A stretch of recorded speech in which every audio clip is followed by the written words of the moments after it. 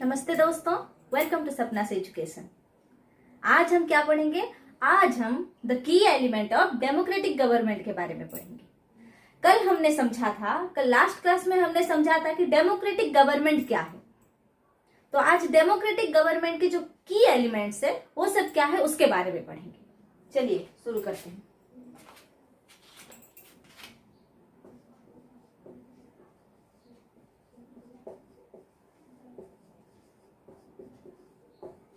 की element of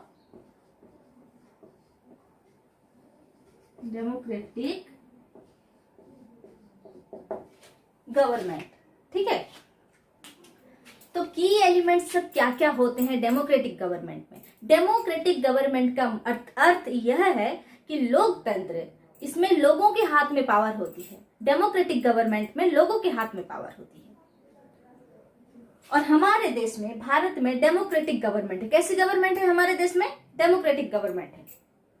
तो democratic government में कितने कीवर्ड्स होते हैं, क्या क्या होते हैं कीवर्ड्स, इसके बारे में समझते हैं आज। तो देखिए, कीवर्ड्स लिख लीजिए। पहले है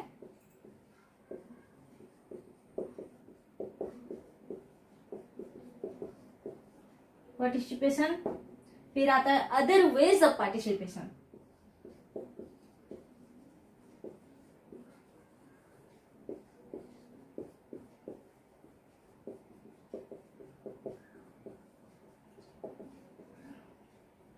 फिर देखते हैं हम नीड टू रिसॉल्व कंफ्लिक्ट, अंत में है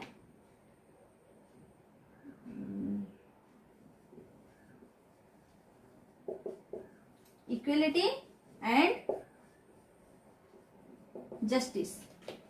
ठीक है, तो ये सारे हमारे डेमोक्रेटिक गवर्नमेंट की पॉइंट्स है, की एलिमेंट्स है।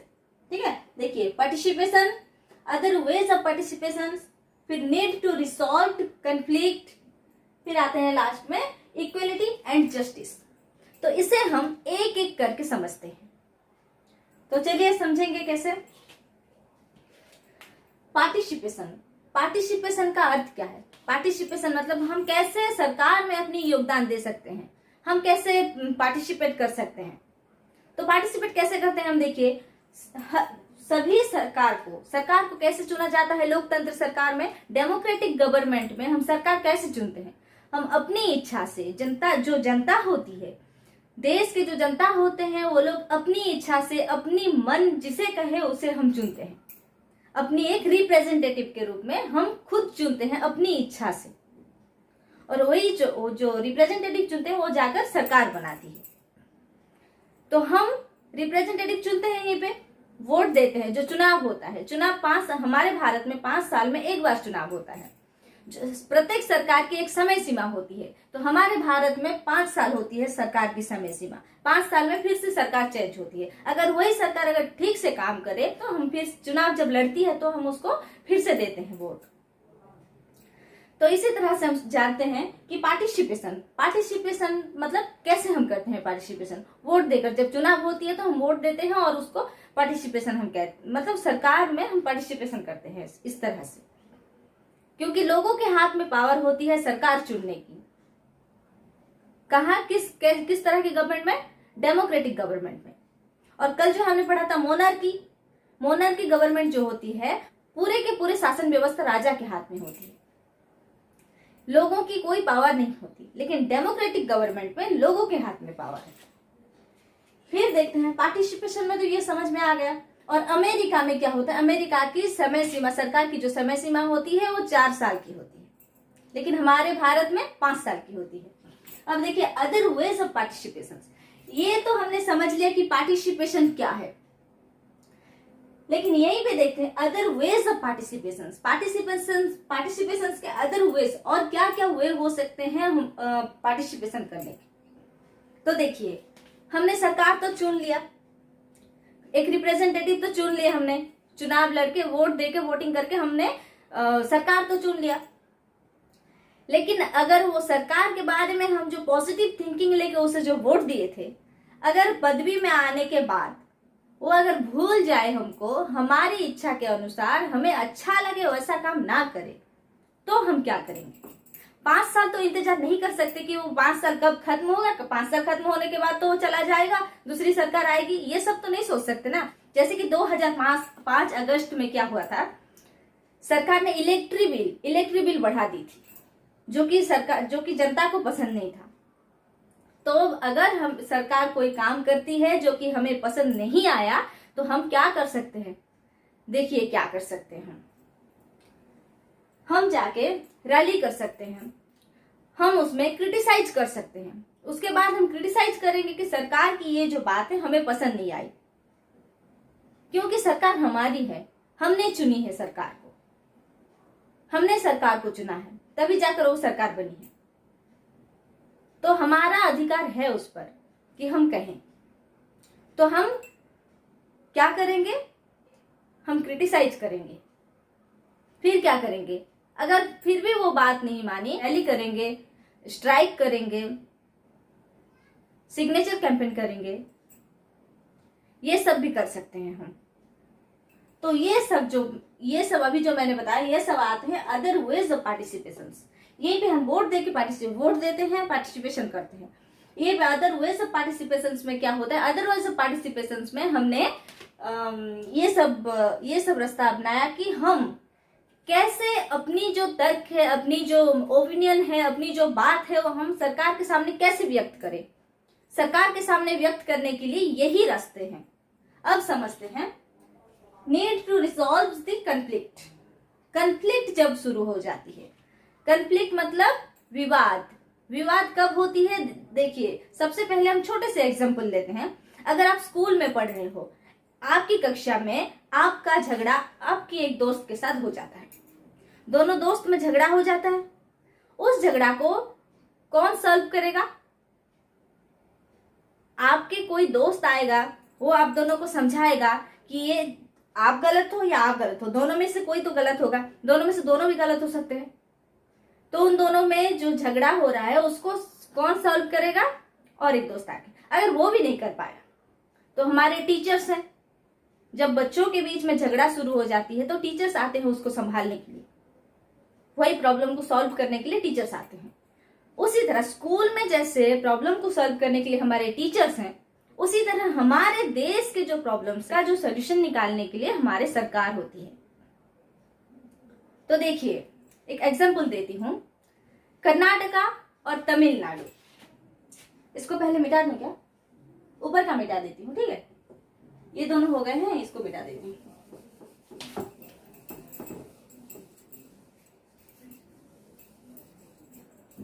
देखिए, ये है कर्नाटका,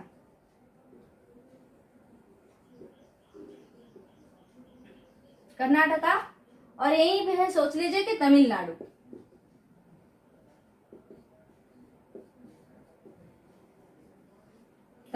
ठीक है? तो इन दोनों के बीच में कावेरी नदी गुजरती है। कर्नाटका और तमिलनाडु के बीच में कौन सी नदी बहती है? कावेरी नदी बहती है। इसके पास एक है डैम, इसके पास एक डैम है और इसके पास एक डैम है। इसके पास है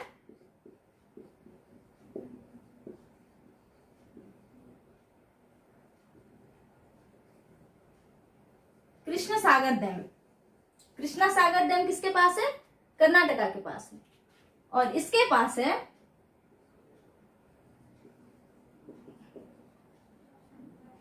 मैटूर डैम है इसके पास, ठीक है? तो ये जो नदी है कर्नाटका से होके तमिलनाडु तक आती है। तो ऊपर के छोर में कौन है? कृष्णा सागर डैम है, और नदी के नीचे के छोर में क्या है? मैटूर डैम है। तो ये लोग पानी छोड़ेंगे तब तो तमिलनाडु में आएगी ना। तो कर्नाटका, ये तमिलनाडु कंप्लेन करता है, इसको कर्नाटका से कहता है कि हमें भी पानी चाहिए, नहीं तो हमारी कृषि कैसे होगी, खेती कैसे करेंगे हम। उसके बहुत सारे प्रॉब्लम्स है जो कि वो इसको बताती है। लेकिन कर्नाटका क्या करता है? कर्नाटका कहता है कि हमारा जो कृष्ण सागर है, यहीं से हम बेंगलुरु सिटी में पानी सप्लाई करते हैं। बेंगलुरु सिटी जो है उसमें पानी सप्लाई कैसे होता है, यहीं से कृष्णा सागर डैम में कावेरी नदी का पानी भरते हैं और वही पानी बेंगलुरु सिटी को सप्लाई किया जाता है। इसलिए कर्नाटका पानी छोड़ने से नाराज है, लेकिन तमिलनाडु को भी तो पानी चाहिए, ये छोड़ेगा तब तो तमिलनाडु में जाएगा। तो यही एक विवाद हो गया कि नहीं। तो इसी विवाद को ये जो कन्फ्लिक्ट आ गया है इन दोनों स्टेट के बीच में, तो इसे सॉल्व करने के लिए कौन आएगा। ये तो एक स्टेट की प्रॉब्लम है और एक स्टेट की, दोनों स्टेट की प्रॉब्लम है, इसलिए कौन आएगा, इसलिए हमारा सेंट्रल गवर्नमेंट आएगा। जब दो छोटे भाई के बीच में झगड़ा हो जाती है तो कौन आता है संभालने के लिए, बड़े भैया ही तो आते हैं ना। उसी तरह दोनों स्टेट में कन्फ्लिक्ट आ गई है, तो इसे सॉल्व करने के लिए कौन आएगा, सेंट्रल गवर्नमेंट।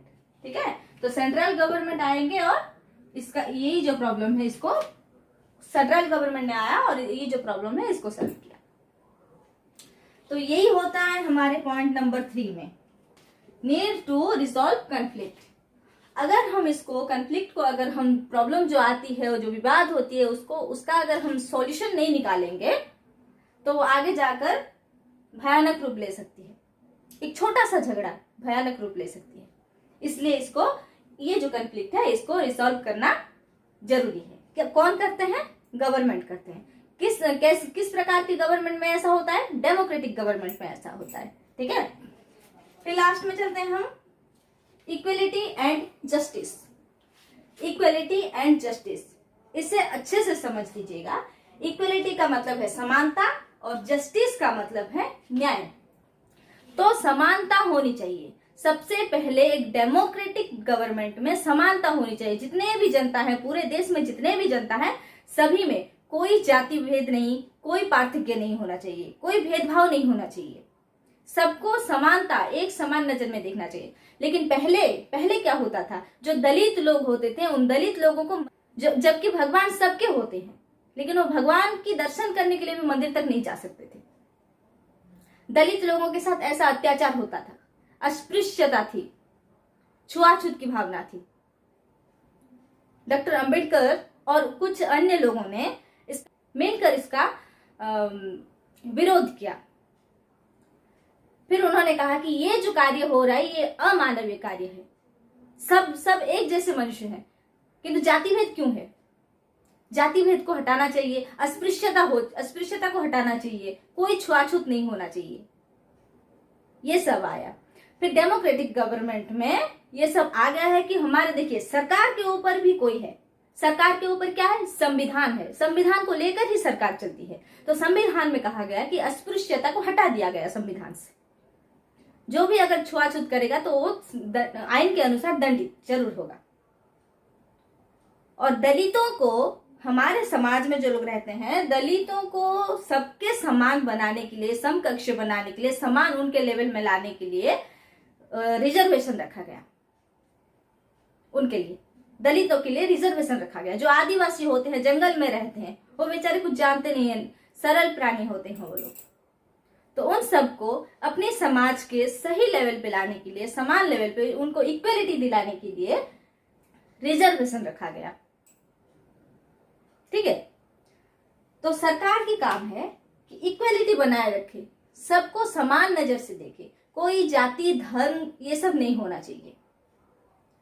तो देखिए, इक्वलिटी भी आ जाता है ऐसे, और जहां इक्वलिटी है वहीं पे जस्टिस है, और जहां जस्टिस है वहीं पे इक्वलिटी है। तो सबसे इंपॉर्टेंट बात यह है कि इक्वलिटी और जस्टिस दोनों इनसेपरेबल है, इन्हें हम सेपरेट नहीं कर सकते। जहां पे इक्वलिटी है वहीं पे जस्टिस जरूर होगा, जहां समानता है वहीं पे न्याय जरूर मिलती है।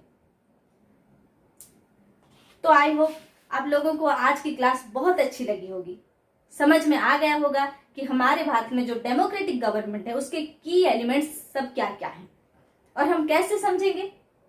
और हम जो जिस तरीके से समझे हैं, बिल्कुल ये सिंपल वे में मैं आप लोगों को समझाई हूं, शायद आप लोगों को समझ में आ गया होगा। और मेरे चैनल को सब्सक्राइब करना प्लीज ना भूलें।